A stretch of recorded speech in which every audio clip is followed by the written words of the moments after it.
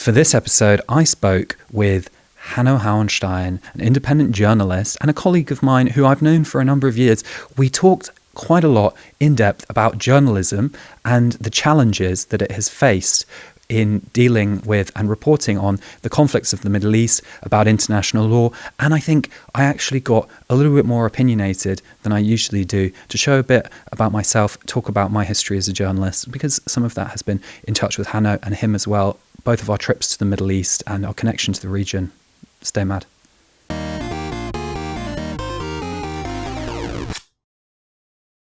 My guest today is Hanno Hauenstein, an independent journalist based in Berlin, but also traveling around the world, Middle East and to Namibia and other places, looking at arts and cancel culture in Germany. You might know him already.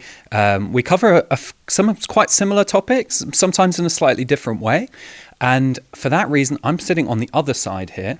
And I think this is going to be sort of an open conversation and a way for the audience, our listeners, our viewers to sort of get to know us both a little bit more. So we're going to go back and forth. Hanno is, of course, a very experienced moderator as well. So Hanno, welcome to the pod. Thanks so much for having me, James.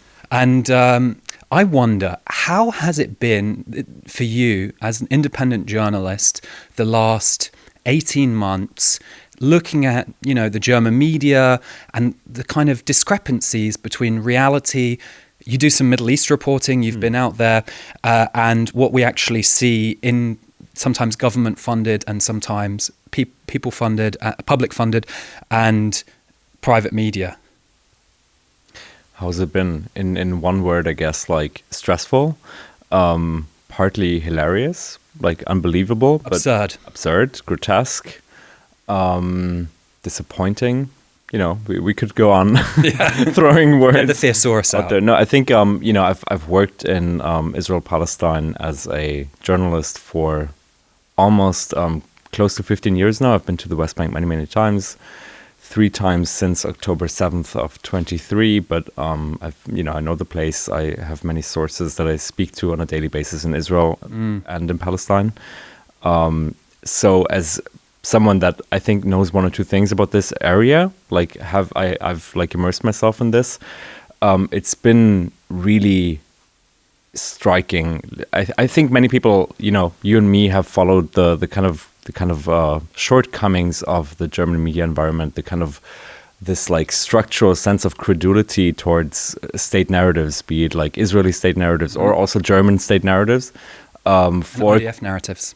Right, for quite some time, for years actually before October 7th even ever happened. But it's just been like so exacerbated and put to the max ever since. And something, what really surprises me is that there has not really been a more structural attempt, in-depth attempt to get at these issues. You know them, but I'll just spell them out for a minute, and add to it if you have ideas. But the idea that Palestinians are not killed, they just die. We have the wording issue. Yeah, we have an interesting pacification of language when it comes to the deaths of Palestinians in Gaza or the West Bank.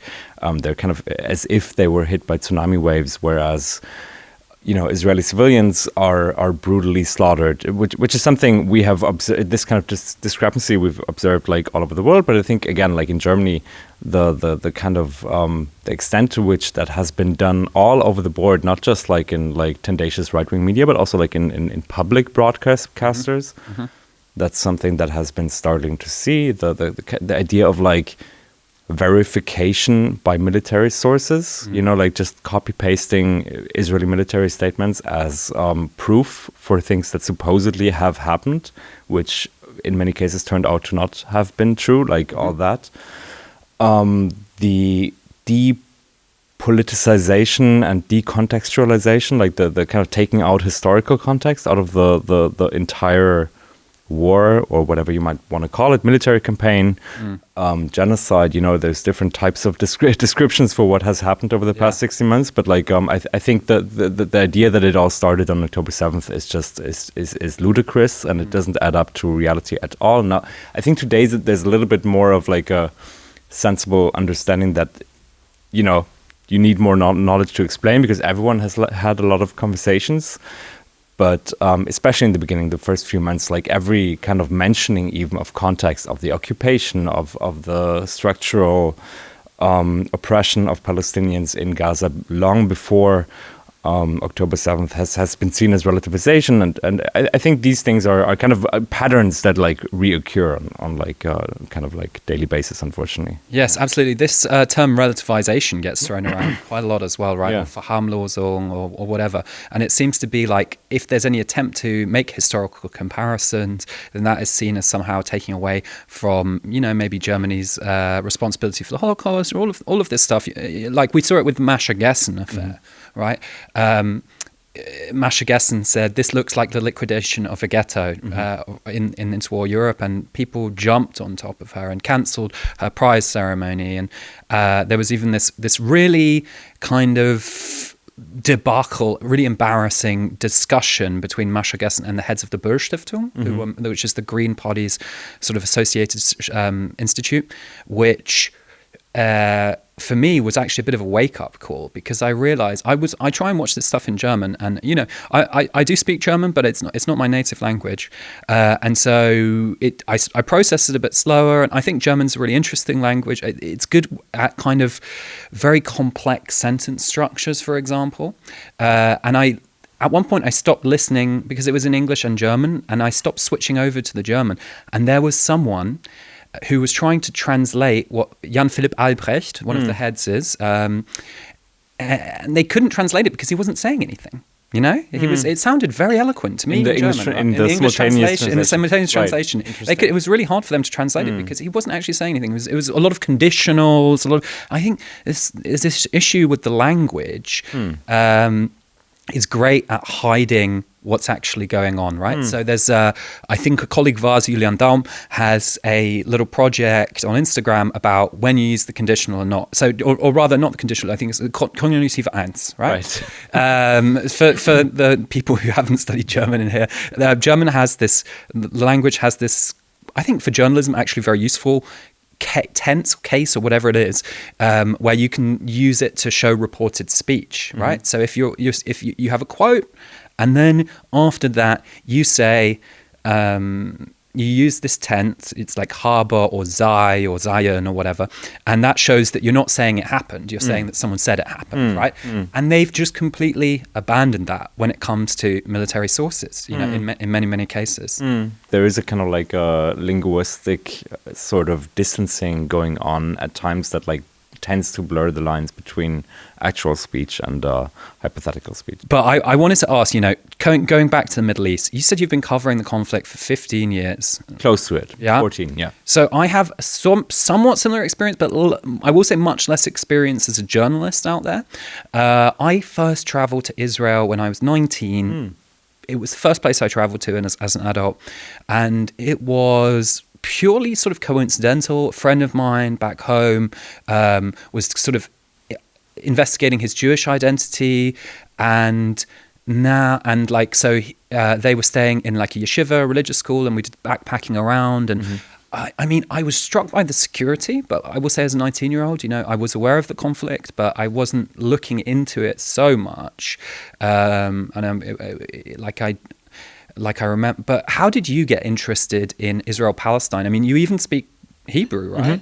Like that's quite an achievement. Thank you. And like, how did people actually? What got you interested in this kind of small Mediterranean country that sometimes is world news and sometimes it isn't? Right. It's a good question. I was just the time I went to Israel-Palestine was just in between my bachelor's and master's, so I kind of had this like in between time that I could use in some way, and I wanted to get away. And I had met someone in an Israeli university institution that like offered me kind of like a scholarship program academically, where I could like work with a bunch of really talented Israeli academics, such as Ariel Azulai, that has written really stellar work on how we perceive images of genocide in relation to what's going on in Gaza over the past months as well. Anyway, like I was working at this institution, and I met like a bunch of left-wing Israelis, and you know, I'm not Jewish, I'm German. I had my certain visions of what like Israel-Palestine would look like.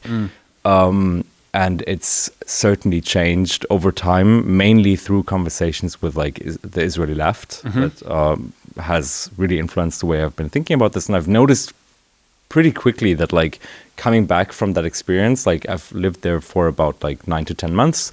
I started reporting from there and like doing journalism, and kind of like coming back with those experiences of like what I've seen in the West Bank, what I've been told by friends and kind of colleagues that I met there in Germany is kind of hitting a wall in a way. There's kind of like an you can't really penetrate a level of ignorance that exists in Germany. I'm not saying like I had the wisdom all along. I certainly changed my positions over time. I also had a sort of like romanticized notion of like what that place would be, and it crumbled fairly quickly. But I think that's Did it crumble through actually going there? Were there any experiences you had when you thought, okay, this is crazy, or Israel, I mean, on Palestine as well? No, it crumbled over through conversations with.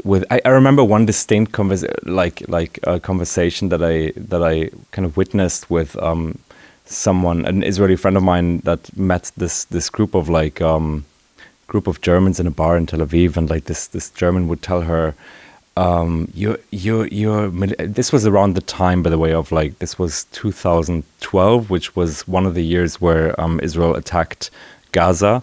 The number of civilians killed was fairly minimal in kind of comparison to what's happening now, or what has happened over the past year. But like still, like she was very upset about what was going on, what her state was doing, and he was like trying to convince her, your state is amazing. What do you mean? Like, this is your military. It's a safeguard of Jews in the world. And like just seeing this kind of like this situation, the way in which the kind of self-aggrandizing, like tactless in a way, also like speech of that German guy, like trying to convince my friend how she should like how she's not allowed to actually criticize her own military, like the military of her own country, felt like a little bit of like an aha moment, seeing that there is like a real disconnect between like an idea of what Germans tend to often have of Israel, because it fulfills this kind of function for many people in Germany as like a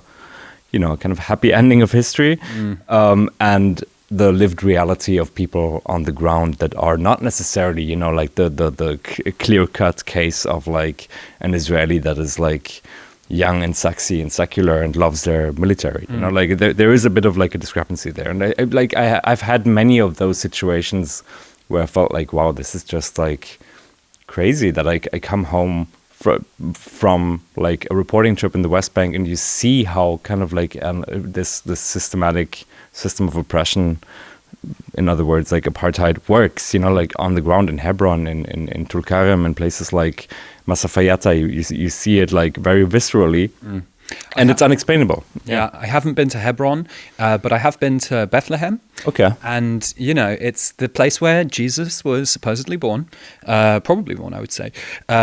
And what made you go though? Like you just had like a kind of curiosity, or like, well, at the time, like 19 is like a very young age, but like and that's why it wasn't really such a political decision for me at all, to be honest. It was really just a friend of mine who was Jewish, and they went and were studying, and it was a very close friend, and so we kind of had just like a little adventure. I didn't experience so much of the Palestinian side back then, to be honest. It was really just this question of kind of backpacking around Middle Eastern country. Like I had some, we even got stuck in a crater. Oh, wow. Machtesh Ramon, I think it's one of the biggest craters in the world. Okay.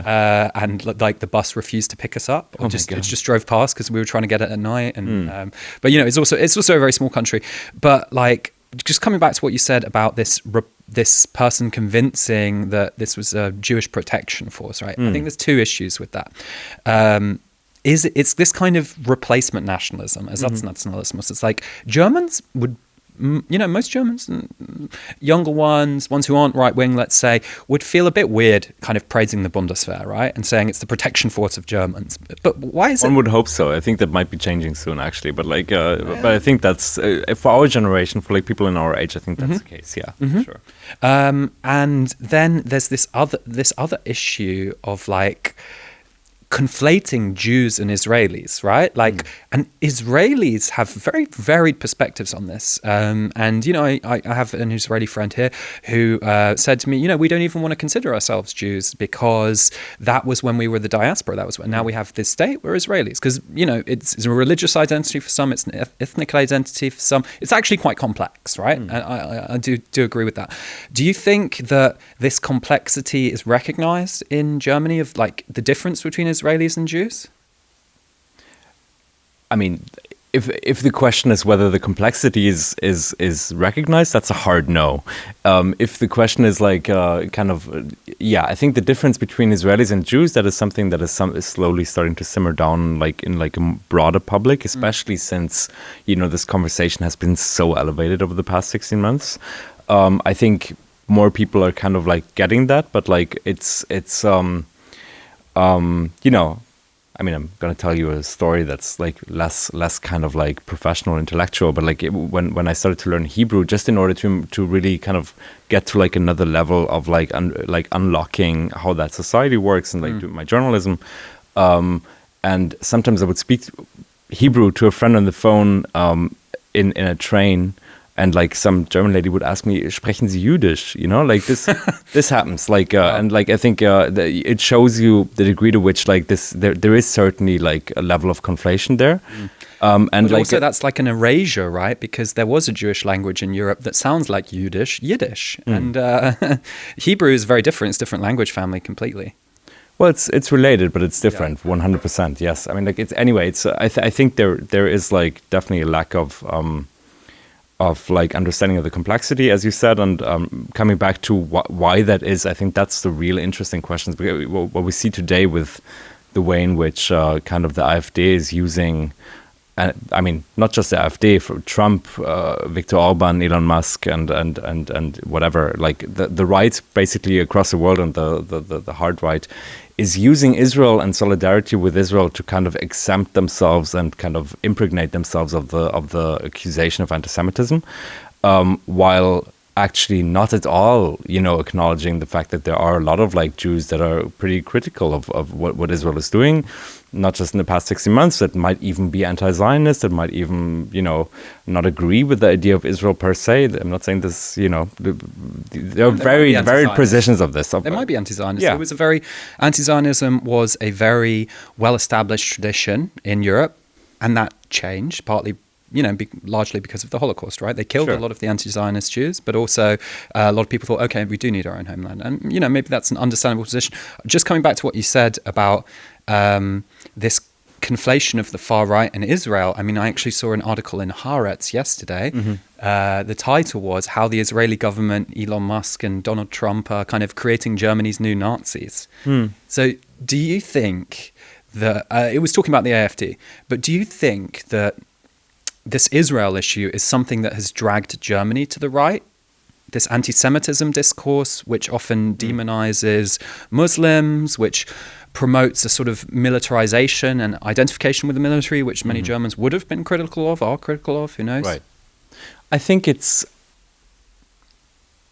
you know, I'm not sure if it's dragged Germany to the right per se. That I would have to think about that a minute longer, but it's certainly helped the far right to normalize itself within public discourse. And that has contributed to a right-wing shift. It's not the only reason why Germany is going to the right. There are, you know, various other reasons. There's transphobia. There's like there's many kind of ways of like pushing right-wing narratives. But like as Masha Gessen wrote in that essay that was later justified to cancel her, you know, the degree to which a discussion about anti-Semitism that I find very crucial. You know, there is growing anti-Semitism, and I would like be very cautious of denying that.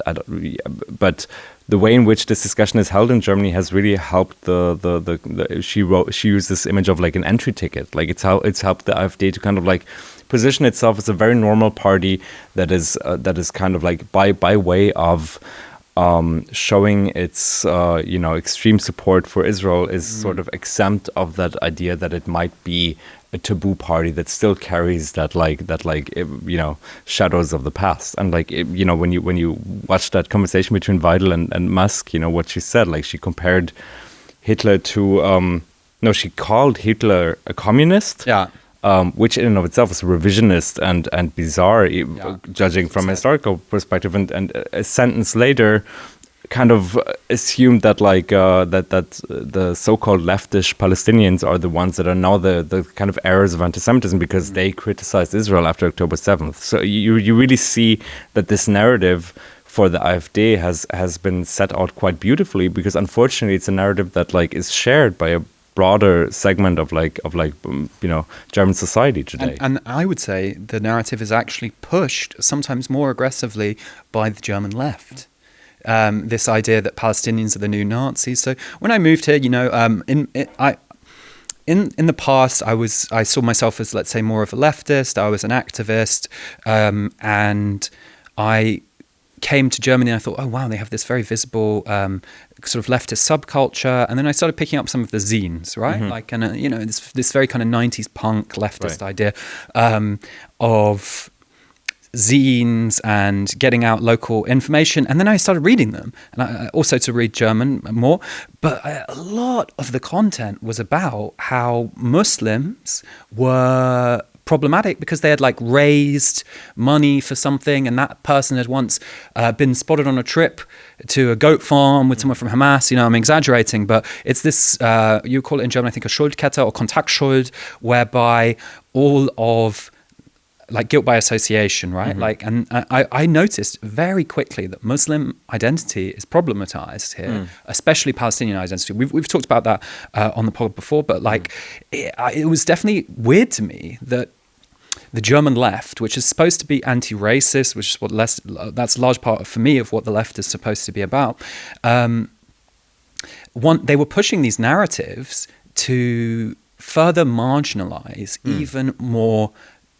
Further marginalized people who are already victims of racism massively.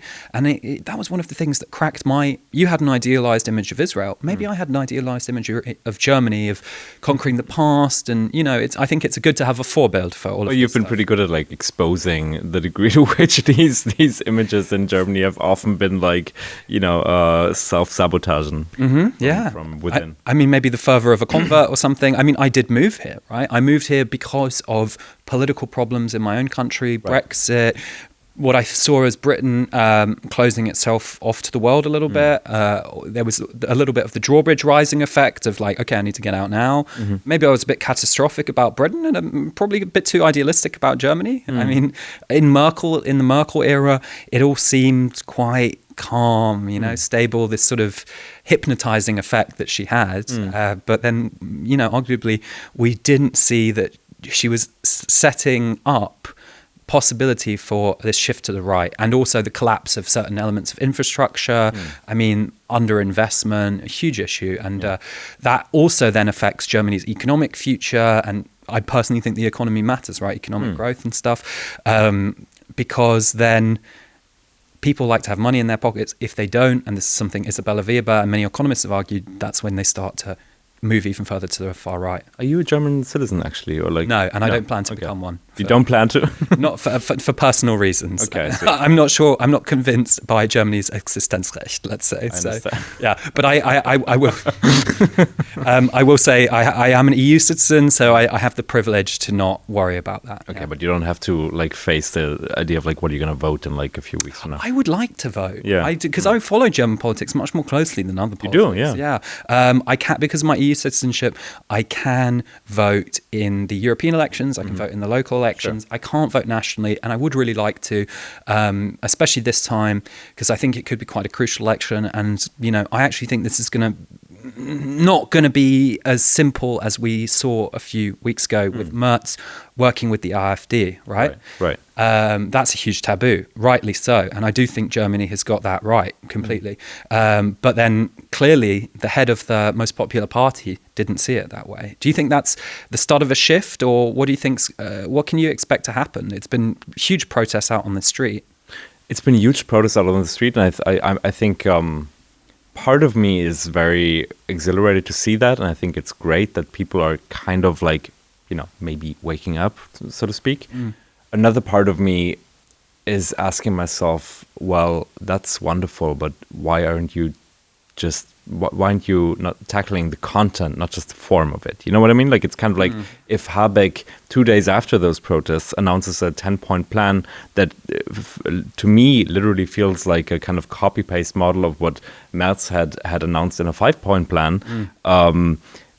Just with somewhat more digestible language, sort of framing asylum and deportations and I mean the rejection of asylum and deportations as urgent security measures, then I don't know if this is going to actually help shift the discourse in this matter. You know, I'm sure the Greens will not sort of break the taboo that Merz has started to break. Working with the AfD, sure. Break. Yes, exactly. I mean, like, at least not formally. They have worked with the AfD on a number of resolutions that you know about. But anti-Semitism resolutions mostly. Right. But they have they will be very, I think, cognizant and aware of the fact that they will not kind of enter of course, they won't enter these type of like coalitions that Merz has just like offered to enter on asylum. But again, like it's a question of content. It's a question of like, can these parties actually offer a different vision, you know, for tackling these issues instead of just sort of this you know, like hard grain populism that like basically it's what upsets me about this is that there's no statistical reason that it actually even works on a strategic level. You know what I mean? Politically, like, yes, because like, you know, if their aim was what I think it is to weaken the AfD and the CDU by sort of like copy pasting their talking points. That doesn't really work. That hasn't really ever worked in Europe, like not in the last years at least. Arguably in Denmark. In Denmark it worked, yeah? Well, I mean, it's arguable. And right, that's the example Sarah Wagenknecht always gives, right? I'm like... and, you know, there is something to it, but I have looked into this, and you could say that the Danish Social Democrats, they're really, really, you know, you can call it tough, but I would say cruel on migration. They have these laws about, you know, if you arrive with jewelry, they take the jewelry. If you can't live in an area with too many migrants, it's called the ghetto law. They prevent that. They move people around. Ghetto law. Yeah, it's called the ghetto law. They put and anyway, so it worked arguably in the sense that the far right is not popular there, but we've seen other cases. That's one example. Political science is not actually a science. It's quite a friend of mine, and we've seen many other cases where they've tried to do that, but maybe they've come to it too late, or there's always different reasons why politics can work and not. And as I said, it's not a science. So I don't think it defangs the AfD. And you know, Merz said he wanted to, when he came into power, or rather, when, you know, elected leader of the CDU, he said he wanted to halve the AfD. I think the AfD has actually doubled since then. Right. I mean, like it's in political science, I think we call this like accommodation. I'm not a political scientist. Sorry, there was a leap. There was a what slip did you of study, the tongue. by the way? I studied philosophy, and something very practical. You know, I studied theology, so arguably even less practical. you beat One me step there, removed. Yeah. No, like political scientists are talking this. There's this. I don't remember the name right now. Who wrote a paper on this? Called this like accommodation policies, basically trying to accommodate the rhetorics of like the far right into your own program in order to sort of like deflate them. But I frankly, I don't think it works. Not in Germany, at least. Not in Bavaria, it didn't work. The Freie Wähler tried to do the CSU tried to do it with the Freie Wähler. It hasn't really worked there. There's a couple of examples one could go into. Like well, I think one reason a lot of people vote for the AfD, it is the politics, but it's also there's sort of anti-establishment. Screw you, like, because I and maybe this is controversial, I do feel like Germany has a very strong establishment, and they are sometimes agreed with the AfD, but they don't like the aesthetics. Coming back to what you just said, they don't like the sort of rough around the edges and the flirting with not National Socialism and stuff, of course.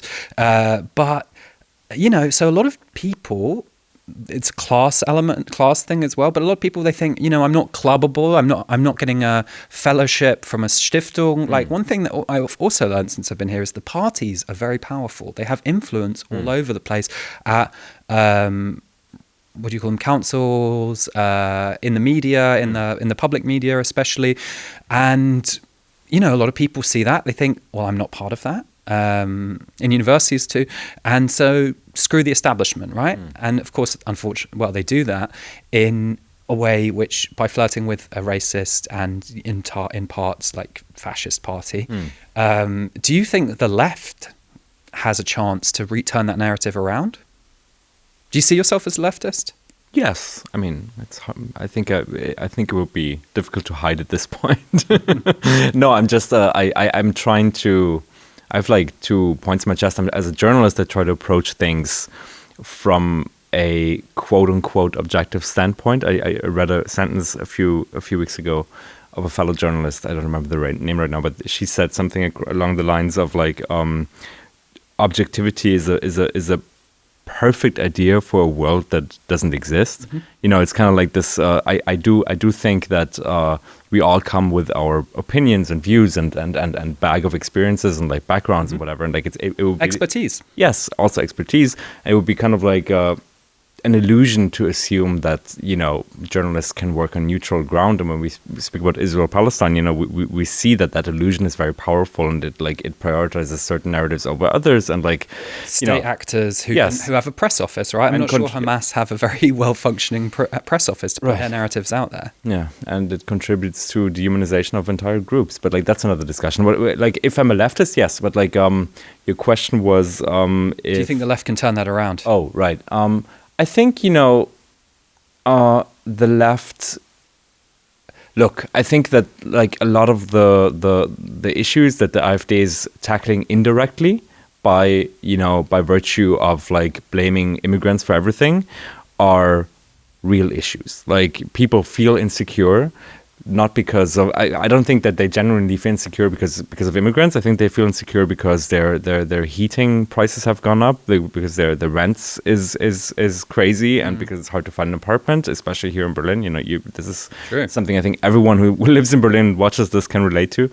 But arguably, do you think people don't? I think people do feel unsafe because you hear about terrorist attacks and you hear about stabbings and stuff. I mean, it's worth pointing out there have been a lot fewer murders in Germany, right? But you know, this issue of terrorism and crime, that's something that gets people worked up.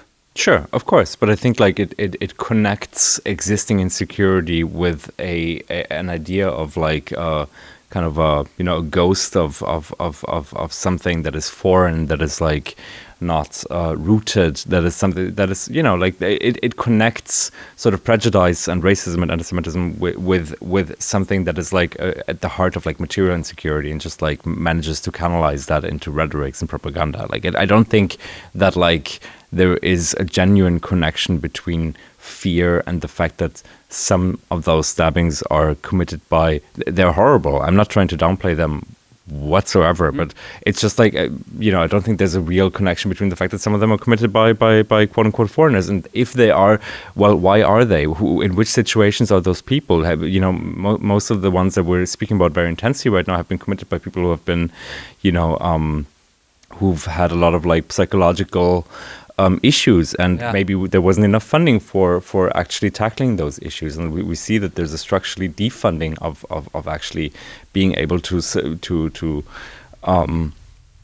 sufficiently provide help for people like that. So I'm wondering whether there's that connection is making that connection is already a leap into ideology. Like, I think that, like, I'm 100% every case needs to be looked at and like looked at individually, and I'm not trying to generalize something here, but I do think that like it's when media outlets across the board again are jumping at the conclusion that a knife attack such as in Solingen and Aschaffenburg that was horrible is more noteworthy than like a burning femicide, which happens in femicide, or the burning of a house that has been committed for political reasons where migrants live. Then this is I'm having a range of questions. You know what I mean? Like, it's I do think that the left has an interesting one as well. Sorry to interrupt you. No. Because I always knew Solingen as a place where there was an arson committed against ethnic minorities in the 90s. Echo of history in a way. Right.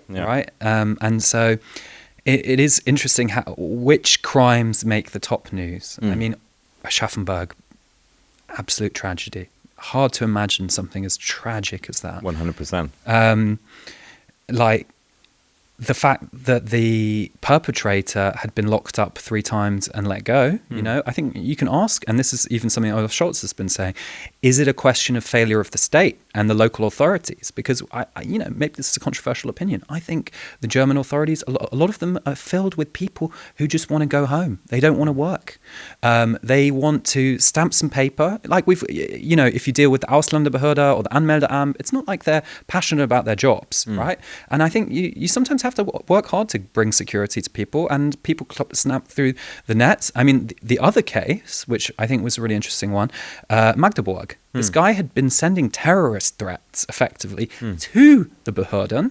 And it must, you know, even the Welt, not a newspaper I subscribe to, but they've done a lot of reporting on this issue. And it's like hundreds of cases where he could have been shown to be a threat, and they just didn't do it. And I don't consider myself to be right-wing for saying, like, the bureaucrats are not working hard enough to keep us safe. I don't think there's a connection between culture and this stuff. I think there are, you know, unemployment, there are risk factors. Unemployment may be war trauma. You know, you could say, and you could argue and should argue that these people should get some therapy when they're here, right, if they've got that.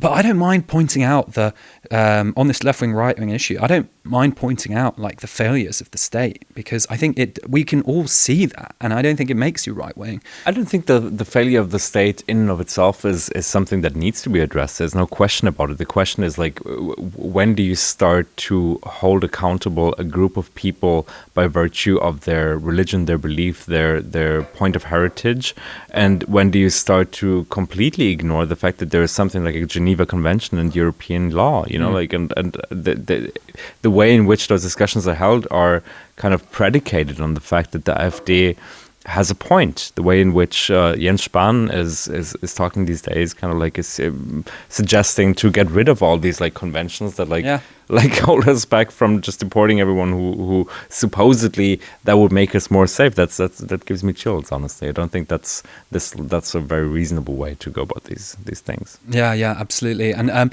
but how do you relate this to journalism? I mean, we have been talking, been sharing some opinions, and I want to go back to what you said about objectivity, right? Because I think did you train as a journalist here?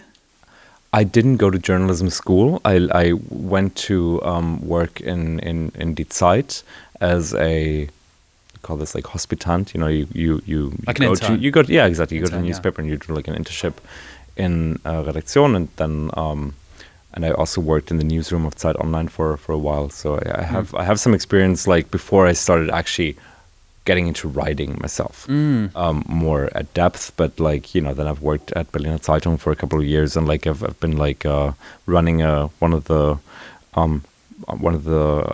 fractions there, like the culture section. And, yes, so most people probably don't realize this, but Hanno was actually my editor for a couple of pieces, which I think one of them were reasons of transparency for me. Or digging back, you know, into the past, but I wrote, like, I think 3 pieces, all very cultural, lifestyle, and weirdly, I always thought that would be this form of journalism I would get into, because I am, and same with you, I am really interested in these cultural topics. Those were great pieces, I remember them. They were okay. He's being too kind here. But you were the Ressortleiter, you were culture, and I think this may be a similarity with us. I was a culture journalist at Deutsche Welle. Right. And just for 1 year, I made a documentary about trans history of Berlin. And I did do my training in Germany as a journalist. I did a little bit in the UK, but then I did this sort of 18-month-long traineeship, very prestigious, actually.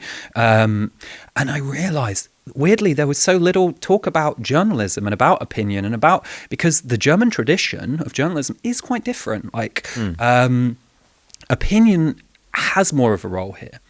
And sometimes I am critical of that, to be honest, because I don't like it when I'm when I'm paying for public TV and someone comes on screen and they say, okay, there's been a ceasefire deal, Palestinian prisoners are returning home. That's a resupply for the terrorists. This was a real case a couple of weeks ago.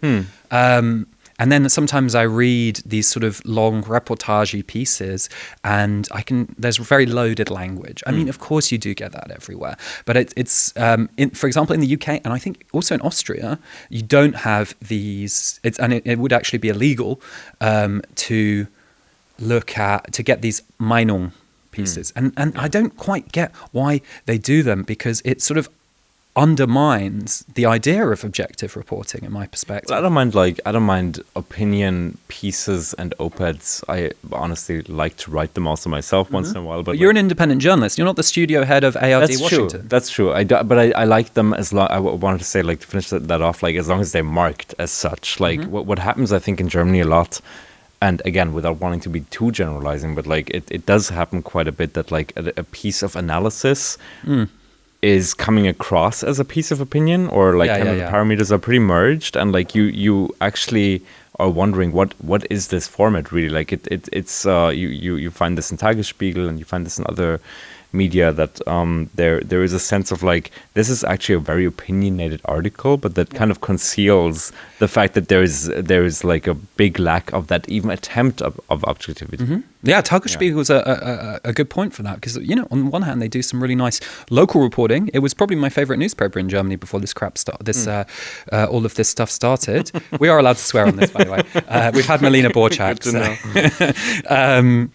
But, you know, like, they would just say Judenhassermarsch, and it's not analysis, it's not news, because it's and they've stopped doing this because I think they realize how absurd it is to call a pro-Palestine or a pro-ceasefire march a Judenhassermarsch when so many of the people involved are Jews. Right? Look, I mean, Judenhass means Jew hater. Yes, I mean, like, where do you even start with this? Like, you have if ARD and ZDF and some of the major outlets, like public broadcasters in this country, have, I don't want to say have to, but that's a contested issue, but like are in fact practically continuously referring to the death toll in Gaza as reported by the Hamas-controlled Islamist terrorist organization, Gaza Health Ministry, as opposed to, oh, and by the way, the IDF side, ABC, you know, this already textures the IDF, which we know lies. Yeah, of course. All armies lie. Yeah, and I personally, you know, like there are outlets out there like Mondoweiss or such that would like refer to the Israeli military not as IDF but IOF, right? I mean, like to kind of like call it Israeli occupation forces. So I personally really try to avoid both. You know, I try to not say IDF because that kind of, you know,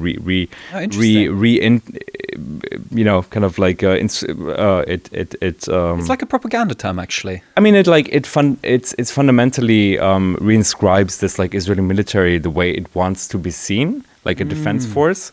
But IOF is like, you know, the counterpoint to this is like you already have to have made that intellectual leap already. So you speak to a very specific type of audience. Yeah, sure. But then, and that audience only. And like I personally just say Israeli military because I want to kind of like I want to have at least the illusion that like my reader, whoever that may be, will be possibly swayed or come into my direction, you know, like to not sort of prerequisite whatever I'm writing, like on the fact that they're already on my side. You know what I mean? Like, yeah.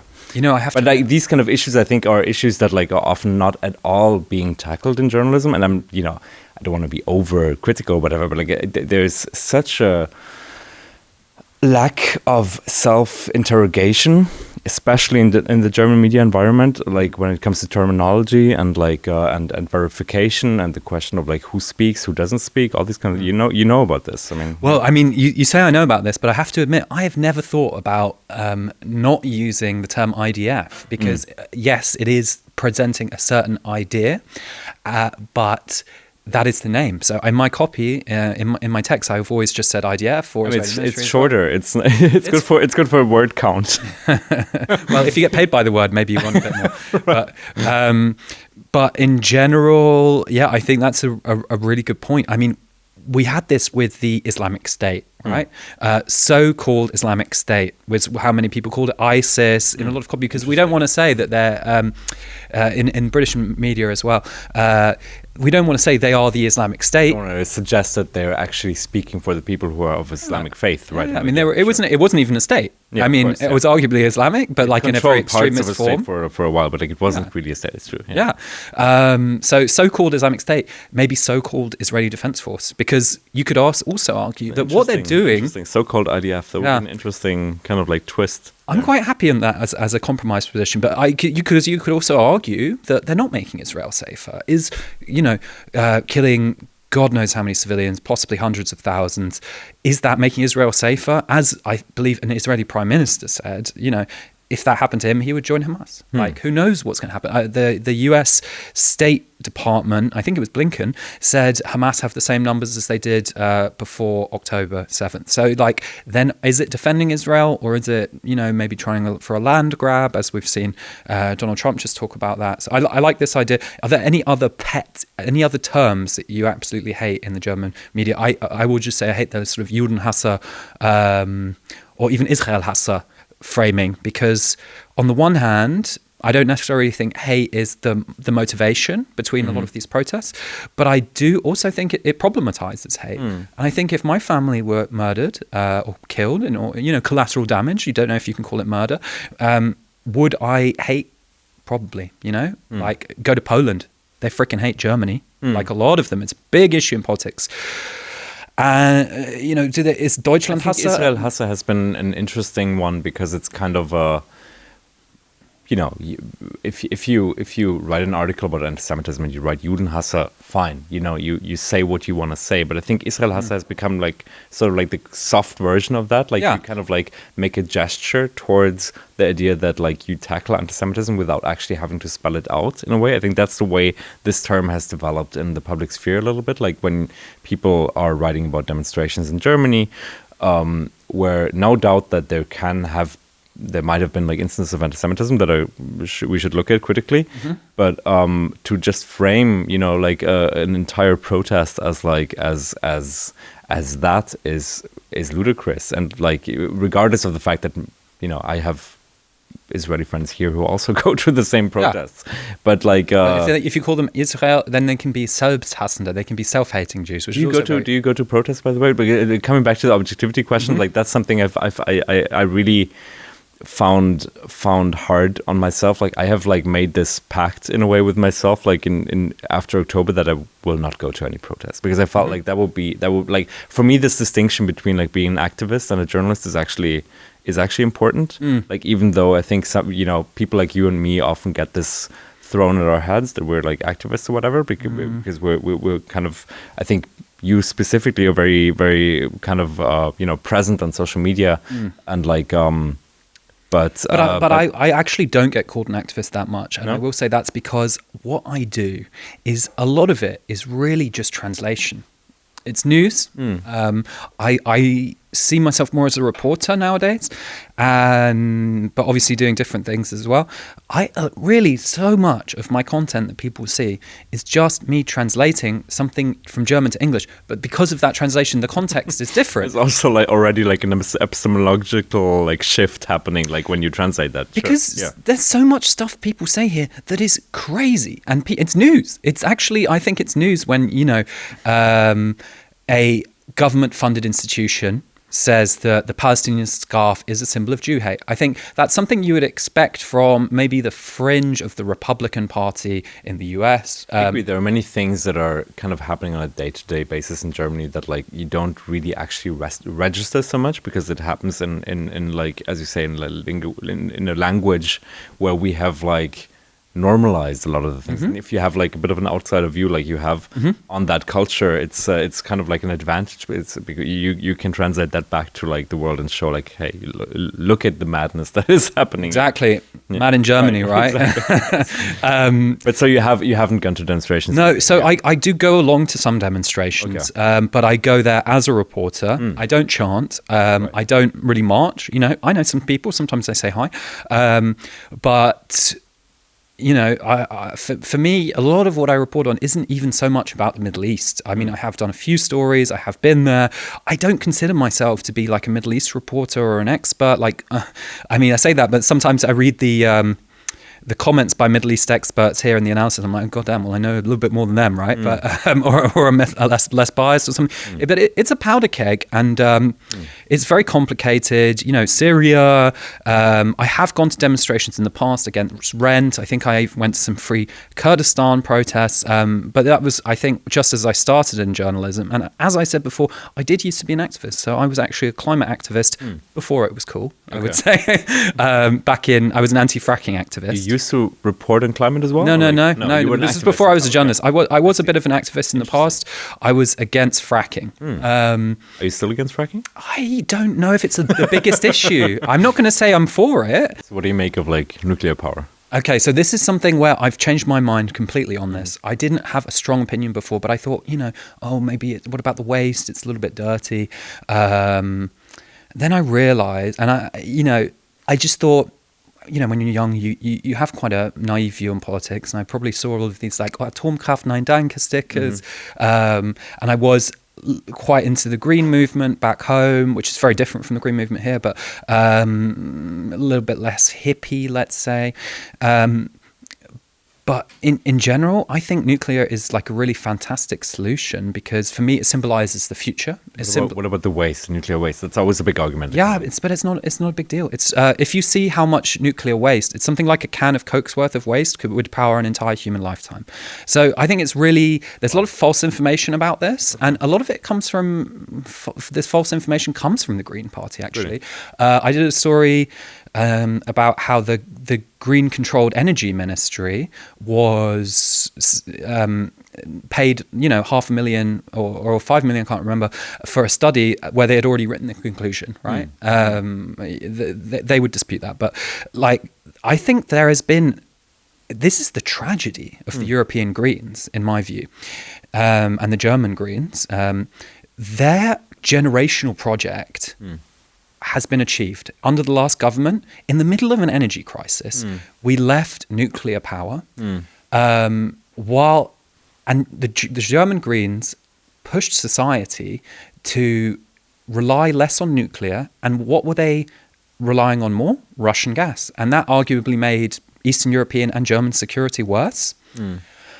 And I think nuclear energy, if you care about climate change, you should be pro-nuclear. Because if you look at France's energy mix or Germany's, the French is 80% nuclear. It's crazy. They're quite unique in that sense. It's a lot. But how much nuclear is actually clean fuel. So they have effectively not had to rely on Russian gas whatsoever. Yeah, exactly. Yeah. And also, it's not just about Russian gas. That's a security issue. But climate change, Germany actually burns a lot of coal. And the particular type of coal in Germany, it's called lignite coal or Braunkohle, and that's the dirtiest fuel. So, of course, I understand nuclear energy is a bit scary. You look at history, you look at Chernobyl or Fukushima or stuff, you can think, oh, that's scary, some people died. The numbers weren't that high. Look at how many people die from air pollution from coal, right? It's a lot. And then, of course, there's this catastrophic threat of climate change, which would kill far more people. And I personally do believe, since we're talking about opinions, that nuclear energy is a great way out of using fossil fuels. Okay. Yeah. And that, for me, it's weird because in Germany, and this is kind of this outsider perspective that you mentioned, the only people who say that are the conservatives. It's a taboo to say that on the left, and especially on the Greens. And you think does that have to do, in your view, with a certain type of nostalgia of that 1980s, 90s sort of anti-nuclear kind of movement? Totally. Yeah. But I think it's also anti-science. I think the idea is that, and this is also true of the homeopathy, which the Greens were quite into at that time. They were these sugar pills, they can help us, and it's this sort of return to nature kind of idea. Philosophy and vanilla products. Yeah. And all of this stuff actually does come from Germany originally, and was arguably abused in some points by the Nazi movement. Certain figures. Ideological ties for sure. Yeah. And you know what? I live in a city. I'm happy to live in a city. I use energy. I'm happy to. I want it to be clean energy. So it's about trade-offs. And sometimes you can't just have renewables, right? I couldn't sway you of the opposite. I'm not an expert on that issue too much, but I'm wondering, if I were to play devil's advocate on that, like, do you think it's like isn't it like a big security risk? I mean, like Chernobyl is like, yes, it's a while ago, but it still happened, and like there have been other cases of Fukushima and whatnot, like when a tsunami hits, like Fukushima is a good example actually, because a tsunami hit. I mean, I will say, Germany's not in a tsunami zone, so that's an unlikely scenario, but I get it. It is scary. In Fukushima, there were two reactors, a modern one and an old one. The modern technology is very, very good, and the older one that was damaged. I see. And so actually, the crazy part is Germany had great nuclear reactors, really great engineers, really well built, some of the best in the world, and they turned them offline for, in my view, ideological reasons. Okay. So, but let's not spend too long on. Okay, sorry. I'm probably. It's actually interesting for me, but like. Sure. I think because you grow up here and you just think nuclear bad, right? Because there is waste, there is danger. I get it, but coal is worse. Yeah. And we are using coal, and Russian gas is, in my view, bad. Although, Sarah Wagenknecht would probably disagree with me on that, right? Like, I don't think we need it, and I think it gives Putin a bit of a advantage over us, or that's at least why he tried to do it, right? Why do you think that Putin was investing so much money into the state and into Gazprom and into spying on people across Germany, right? And this was another thing that sort of surprised me when I moved here. Like, I do think, there's obviously Russophobia is a real thing, and a lot of people are cold warriors across the world, and they have this block conflict idea. But Germany, I didn't realize how, I was maybe not as political when I moved here, or not as aware of it, how in bed so much of the German political elite, including the SPD, especially the SPD, were with the Russians. And the Greens were actually the exception to that. The CDU as well. Looking back now today, I think like kind of historically, like I was in Ukraine in 2014, like shortly after the Crimea had been annexed by Russia. And like I feel like there was a degree of naivete by the kind of German, whatever you want to call it, established political establishment, that this wouldn't, escalate further, at least to some degree. I'm all for negotiations and ending this war as soon as possible, but like I think that's certainly some people should really look in depth into their view at the time. So, ending this war as soon as possible, negotiations. What does that mean? Does that mean Ukraine should give up territory? Because this is, I think, a really interesting parallel with Israel and Gaza, right? And the political fault lines are completely reversed here. In Germany, it seems to be, and maybe this is the case in Ukraine as well. I think it's a bit more ambiguous. In Germany, it seems to be, if you're pro-Ukraine, you're pro-Israel, right? And that's kind of liberal establishment alignment that has formed over time, right? It's true, yeah. And there are people on the left as well, and I will say this. I as I mentioned earlier, I did consider myself a leftist for a long time. One of the things which made me question this identification, apart from becoming a journalist and thinking, was this, when I saw the lack of empathy that I saw from some leftists, tankies you could call them, for Ukrainians, because dead children in Gaza are awful, dead children in Ukraine are also awful, and I did notice that some people were like, well, what about Russia's sphere of influence? What about NATO provoking this, even though Ukraine's not in NATO, they were not allowed into NATO by Merkel.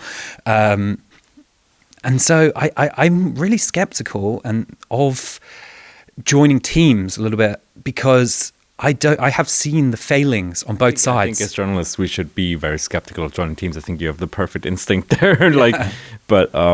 It's interesting what you said. Like, I'm an anti-imperialist to some degree. I think it's important to, when one country occupies another sovereign territory, or parts of that territory, it's important to argue against them. That's why it's been extremely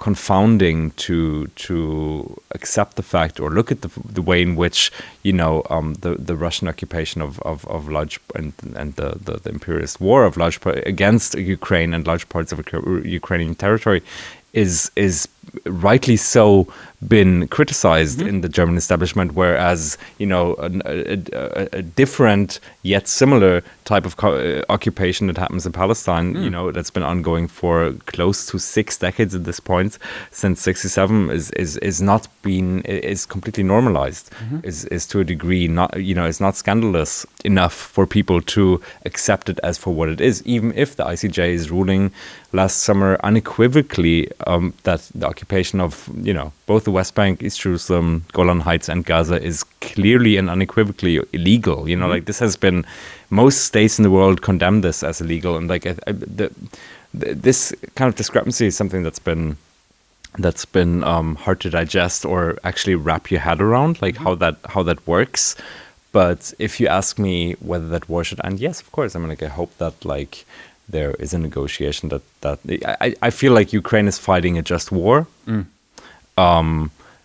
But I would be remiss if I wouldn't acknowledge the fact that there's different interests involved, and the degree to which the U.S. has they've broken a number of treaties. There's actually been a German reporting, I think NDR did this type of reporting, like showing that like the U.S. used German bases. They still have these bases in Germany, right? To deliver cluster deliver cluster ammunition to Ukraine that is used in the war. And like, I mean, just the degree to which people are dying there for now years at this point is just no longer attainable. I'm like, I think I might have had a different position on that if you would have asked me 2 years ago, like 1.5 years ago.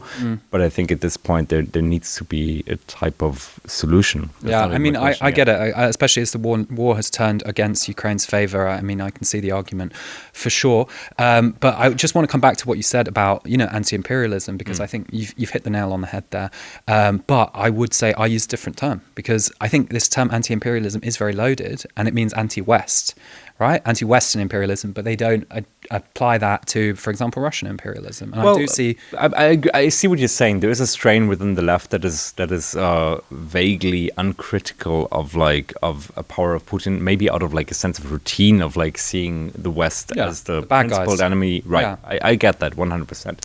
But and I mean, I'm not. I think one should not like kind of like reverse failure that into like falling back into like being too uncritical of the West either, right? I mean, like there is imperialism, and right now we see it on steroids. I mean, like the Trump yesterday just announced the kind of like Gaza to become the Riviera of the Middle East, right? I mean, like it's almost something, a type of policy that I think was very easy to anticipate and has been premeditated by the Democratic Party of the U.S. in Gaza. Their policies have created the situation. There can be no doubt about that. So I find it a little bit like concerning when suddenly people are sort of waking up about Gaza, But yet, I mean, like it's the way the unapologetic way in which Trump is speaking about this kind of stuff it still gives you like chills, right? I mean, like it is very it's very concerning. Yeah,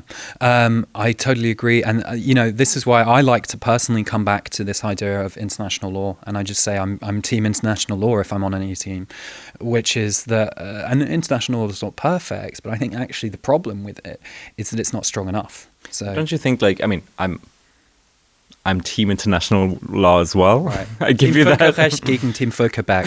But don't you feel like the last year, if anything, has showed the inability of international law, both in the ICC and the ICJ, and like in its highest established representations and forms to actually achieve and implement the norms that have been formed. I mean, like I feel like in a way like these last 1.5 years have been like a testament to the failure of international law to be effective. I completely agree. I don't think that means we should abandon the principle. 100%. And I actually think this brings us on to another topic I want to talk about. We should question whether the principle is failing its own implementation. I think that should be a real argument. Like, how can we make it effective? But at the same time, I will say that I think these rulings in the world courts were game changers in terms of being able to accurately describe what happens in Israel and Palestine and the occupied territories particularly, because for a long, long time, it was a scandal in Germany to describe Israel as apartheid, an apartheid state. People said, Nelson Mandela would be pro-Israel. It's offensive to Africa. They have Arabs in parliament, I think even a Supreme Court judge.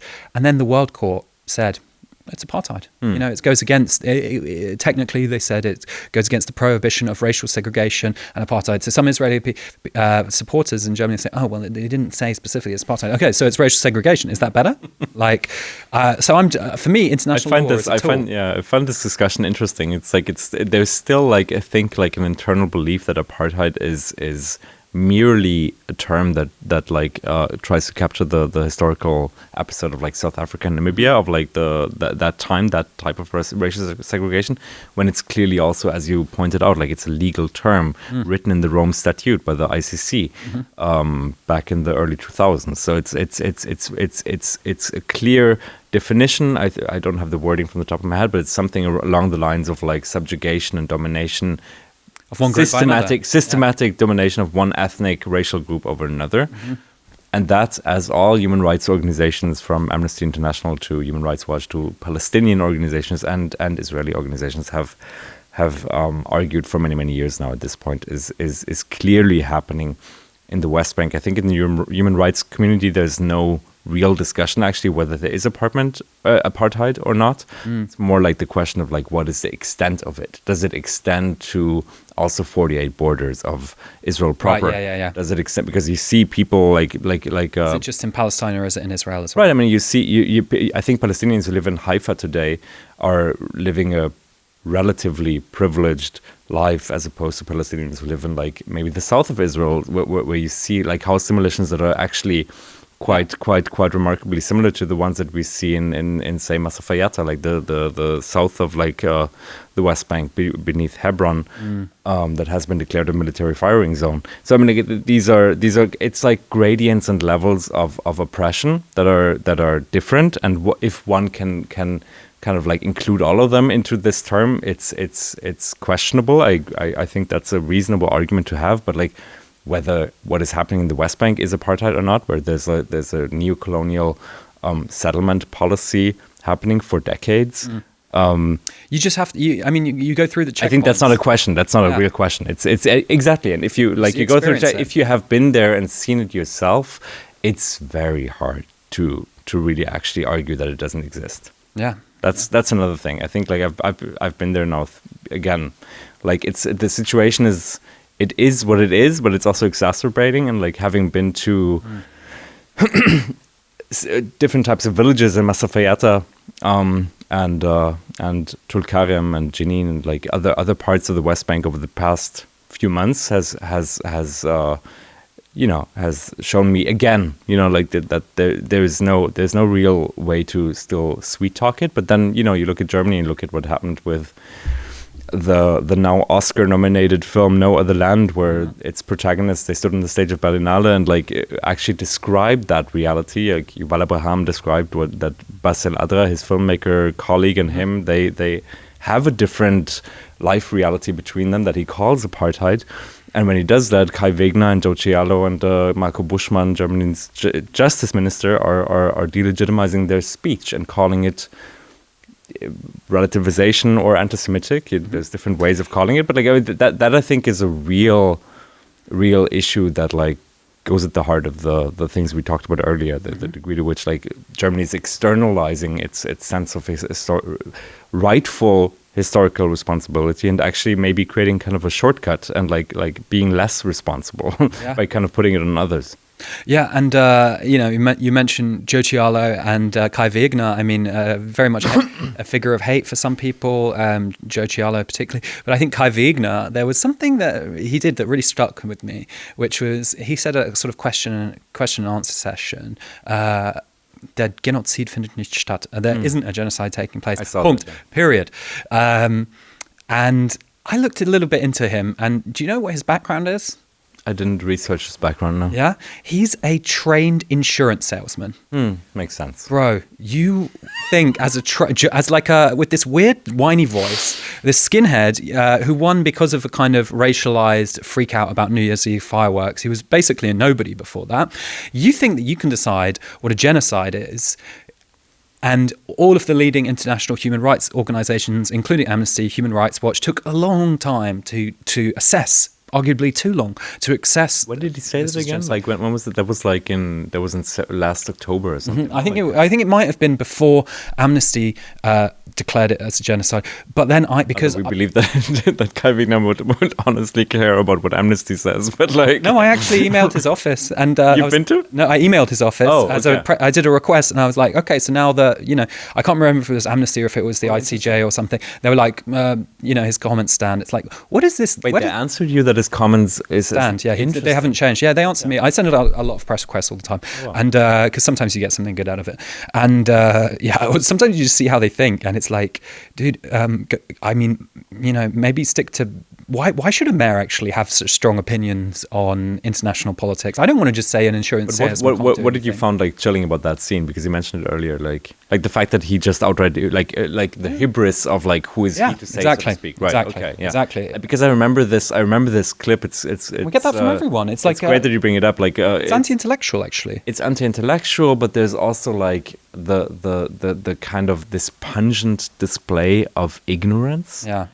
Der findet nicht statt. Like even just linguistically, these words, like it's not like, no, it's not a genocide. Mm-hmm. That would be a different. It's almost like linguistically interesting. It's like, no, what is happening is not a genocide. That would be a different argument than der findet nicht statt, which almost like it kind of suggests like nothing's you happening. live in an illusion. Everything is good, and he followed that up. I think again, like it's been a while since I saw that clip, but like he still uses the vocabulary of like Selbstverteidigung, and that has been quite concerning for me to watch as well, like the way in which like people still use that type of vocabulary. Mm-hmm.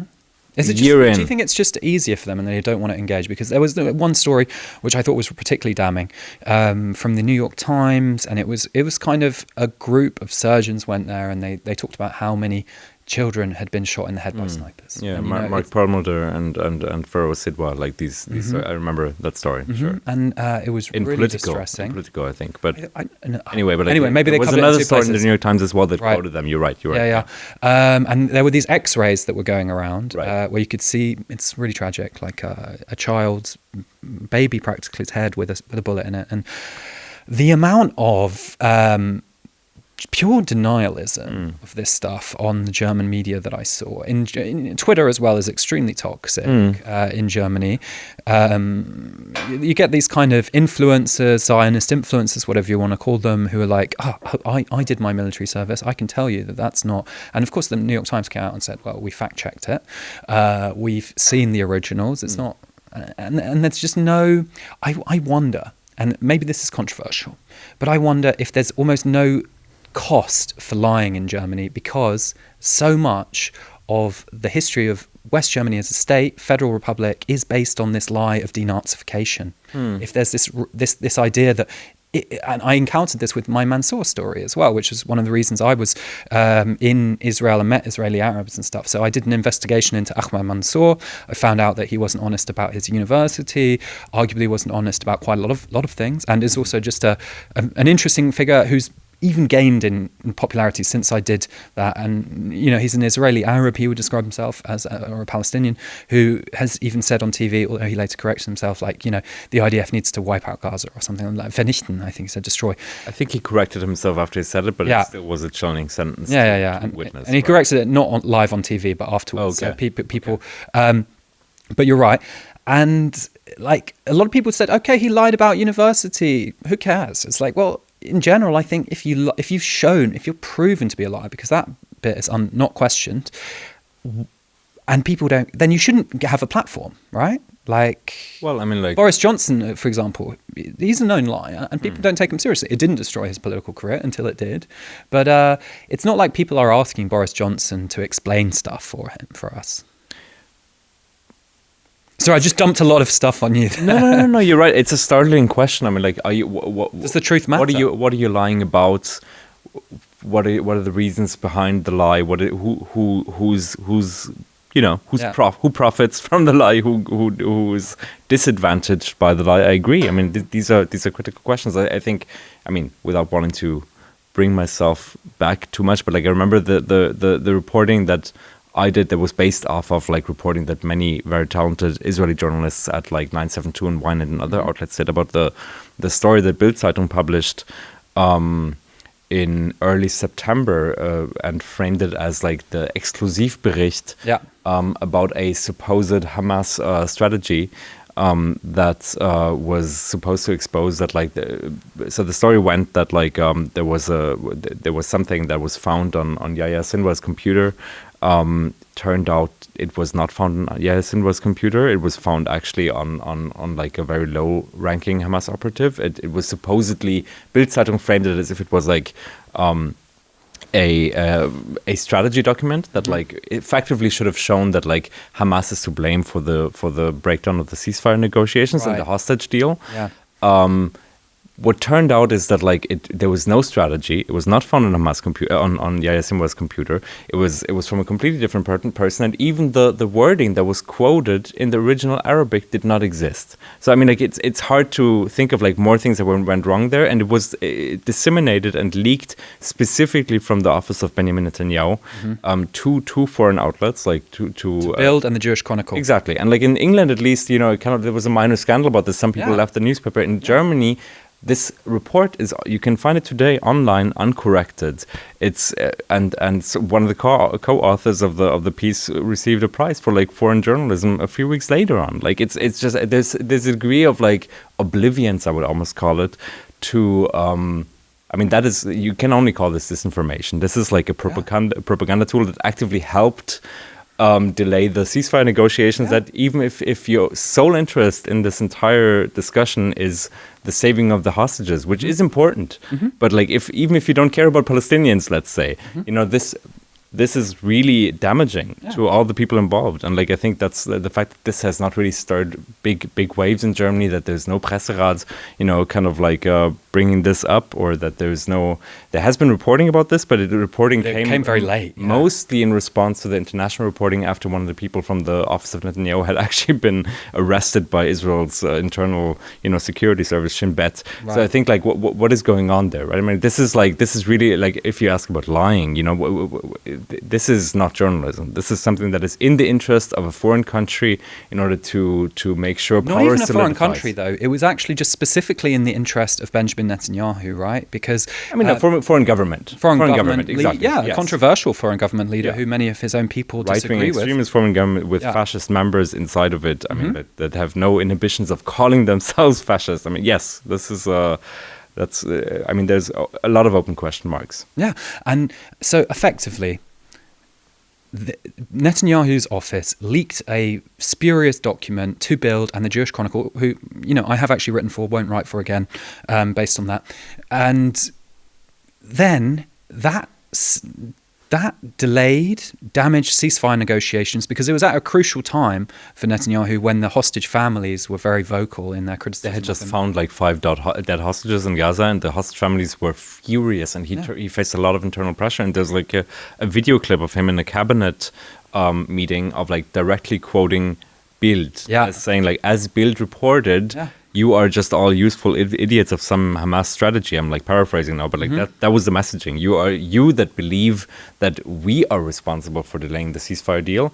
You're just useful idiots. This is not our fault. So to me, it makes sense that Bild then now have the blood of Israeli hostages on their hands, right? And these are supposed to be the people who are pro-Israel and pro the hostages. I mean, I think the way that the hostages have been sort of reified into, we've got these bizarre fantasies of sexual violence against them. Obviously, taking hostages is a war crime. But, many of them have said they were treated well. And then you get Carolina Preisler saying, you're not going to find a free Palestine in a hostage's vagina, Habibi. Really sickening stuff, actually. Vulgar. And then the fact that Bild has damaged the chances of them being released and of peace in the region just to get a scoop, which was very spurious, and to help the office of Benjamin Netanyahu. It's not a real Netanyahu. scoop. I mean, again, it's like it's bullshit. Yeah. Sorry to frame What they it, thought to was call a it all, scoop. but yeah, of Yeah, course, it's bullshit. I'm not sure if they thought that. I'm not sure if they disinformation. knew. And what startles me, I mean, we know we have to wrap up, but like Yeah. what startles me is that like that people like Annalena Baerbock then go to Bild and write an article of like, you know, expressing their solidarity with Israel, using that platform knowingly how tenacious it is, how unserious it is, how like, you know, leaning in one direction, and like people give major politicians give them interviews, and that's normal in this country. And that brings me up to one of my last questions, which is you've actually reported on not just this dishonesty from Bill, but a huge conflict of interest there. I'm talking about the advertisements for settlements. Can you How tell much us a little time bit do we about have? that? Like, We've got time. No? No? How long have we been going? 1 hour 20 minutes. Oh, shit. wow. Okay. Okay. But last question then. Last question. Yeah? Okay. So read it up on the Intercept because we have to wrap it up. But like basically the reporting is a an article that after I researched a subsidiary, an Israeli subsidiary of Axel Springer called Yad Shtaim, stands for second hand. It's basically kind of a Craigslist like classified ad site where you can buy and sell things, and it allows you to buy apartments and sell apartments all over Israel proper, which is fine, but also in the West Bank, in the Golan Heights, and in East Jerusalem, which is like a clear breach of international law. You know, the ICJ not only declared both the occupation and the settlement policies as illegal, it also very clearly said like that international countries that are part of the UN, the United Nations, they have to, in their business relations with Israel, they have to clearly differentiate between what is like occupied territory and what is not. And there in the subsidiary of like Axel Springer, you can find thousands of apartments, you know, like in the West Bank, in some of the most extreme settlements, partly advertised by firms that have called for rebuilding settlements in Gaza, you know, like so extremist actors. So I think that's quite remarkable, and like it really facilitates that system of oppression of apartheid we spoke about earlier. I think there's a direct link, and you know, I think the fact that this hasn't caused a bigger public uproar is telling to a degree as well, because that's yes, that is a conflict of interest. Clearly, Right. if you write about Israel-Palestine, that's Which they certainly, do, which yeah. they clearly do. I think this is also shows one of the problems with sort of private media, because they can be pushing. I mean, there's another case with Axel Springer where the owner put a lot of pressure on Adidas because he wanted to affect their rent effectively, and he was reporting about Adidas and all of this stuff. And he's actually a big landowner. So one of the big issues with private media is these conflicts of interest, which don't get looked into as much as they should. It's not much of a scandal. I think people are scared of Bild citing, honestly, because I've spoken to a number of politicians who've said, you know, we care about what happens in Gaza, but it'll destroy my career because Bild. I think that's quite a common idea among the political class here. I mean, I would say grow a pair, but thank you very much for a really interesting discussion. Hanno Hauenstein, independent so much, journalist. And if anything, this is a reminder, build people-powered media. And stay mad. Thank you. Yeah.